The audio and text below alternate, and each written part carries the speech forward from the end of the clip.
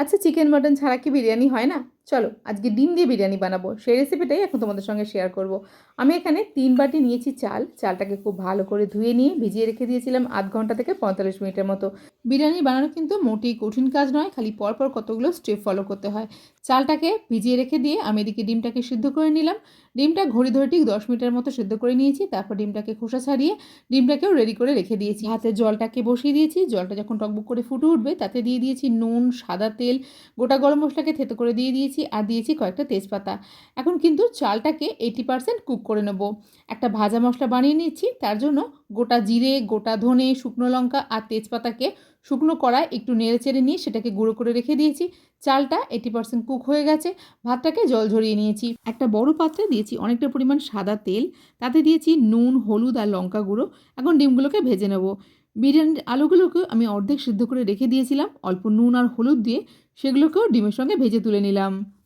ওই তেলেতে ১ চামচ ঘি দিয়ে দিয়েছি গোটা গরম মশলা। দুটো বড় পেঁয়াজকে কেটে দিয়ে দিয়েছি। এখন পেঁয়াজটা একটু ভাজা হলে তাতে দিয়েছি লঙ্কা আর টমেটোর মিশ্রণ। দিয়ে দিলাম আদা রসুন বাটা, লঙ্কা গুঁড়ো, হলুদ গুঁড়ো, সামান্য একটু মিষ্টি দিয়েছি আর দিয়েছি পরিমাণ মতো নুন। এখন সমস্ত কিছুকে ভালো করে কষিয়ে নিয়ে দিয়ে দিয়েছি ১ বাটি টক দইকে ভালো করে ফেটিয়ে। এখন যে ভাজা মশলাটা বানিয়েছিলাম সেটা এখানে ২ চামচ দিয়ে দিলাম। ভেজে রাখা আলু আর ডিমটাকে দিয়ে মশলার সঙ্গে খুব ভালো করে কষিয়ে নেব। এখন দিয়ে দিয়েছি ১ চামচ গরম মশলার গুঁড়ো। এখন উপর থেকে ভাতের লেয়ারটা করে নেব। আমি এখানে দুটো লেয়ারে বিরিয়ানিটা করেছি। প্রথম লেয়ারটা করে তারপর দিয়েছি ভাজা মশলা, নুন, বেরেস্তা আর একটুখানি ধনেপাতা। একইভাবে দ্বিতীয় লেয়ারটাও করে নেব। তবে তার আগে ১ বাটি দুধেতে অল্প ফুড কালার আর মিঠা আতর দিয়ে মিশিয়ে রাখলাম। এখন একইভাবে দ্বিতীয় লেয়ারটা বানিয়ে নিচ্ছি। চালটা 80% কুক হয়ে গেছে, বাকি 20% হবে দমেতে। এখন দ্বিতীয় লেয়ারটা করে নিয়ে ওপর থেকে ওই ফুড কালার মেশানো দুধটা দিয়ে দিলাম আর তার সঙ্গে দিয়ে দিলাম বেশ অনেকটা পরিমাণ ঘি। খুব সহজ উপায়ে ঘরে থাকা সাধারণ উপকরণ দিয়ে বিরিয়ানিটা বানিয়েছি, যদিও খেতে কিন্তু দারুণ হয়েছিল। ঢাকা দিয়ে গ্যাস কমিয়ে ৩ থেকে ৪ মিনিট দমে রেখেছিলাম।